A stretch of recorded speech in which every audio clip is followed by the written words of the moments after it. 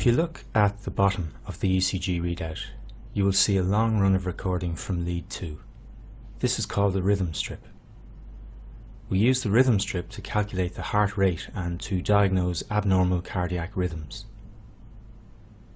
Lead 2 is used as the rhythm strip as it is usually the easiest lead in which to see P waves, and as we'll see in subsequent sections, identification and analysis of P waves plays a key role in the diagnosis of rhythm disturbances on the ECG. For now, let's deal with the calculation of heart rate.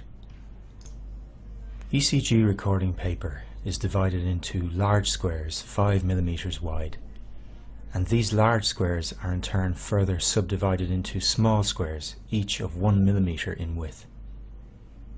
For our present purposes, we can consider that in all ECG machines, the recording needles run at a constant speed over the ECG paper of 25 mm per second. If you think about it, you will realize that this means that distance on the ECG paper equates to time. At a recording rate of 25 mm per second, 5 large squares are covered in 1 second. So 300 large squares represents 1 minute. Therefore, the number of R waves in 300 large squares is the heart rate in beats per minute. Look at the rhythm strip on this ECG. There is 1 R wave present to every 5 large squares. So, in 300 large squares, there will be 60 R waves present. This patient's heart rate is therefore 60 beats per minute. Generalizing, we've found a simple method for calculating heart rate from an ECG. Identify 2 R waves on the rhythm strip, count the number of large squares between them, then take this number and divide it into 300. Provided the heart rhythm is regular, this method gives you an accurate heart rate in beats per minute.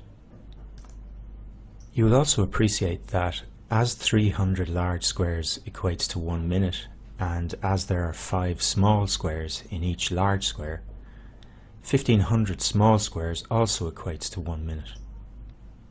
Using exactly the same logic as before, therefore, we can also calculate the heart rate by counting the number of small squares between 2 consecutive R waves and dividing this number into 1500. This is useful when, as illustrated on this ECG, the R waves do not fall on a set number of large squares. In some cardiac arrhythmias, which we will discuss later, the heartbeat is not regular. And in fact, in many normal hearts, as illustrated here, the heart rate is somewhat irregular due to a phenomenon termed sinus arrhythmia.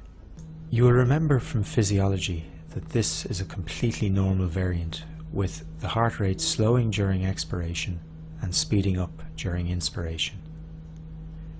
We cannot use the RR interval technique to calculate heart rate in this case, as the RR interval varies. When calculating the heart rate from an ECG in the presence of an irregular rhythm, count out 30 large squares. Now, remembering that 5 large squares equates to 1 second, 30 large squares corresponds to 6 seconds. Count the number of R waves in these 30 squares. In this case there are 7. 7 beats in 6 seconds gives a heart rate of 70 beats per minute.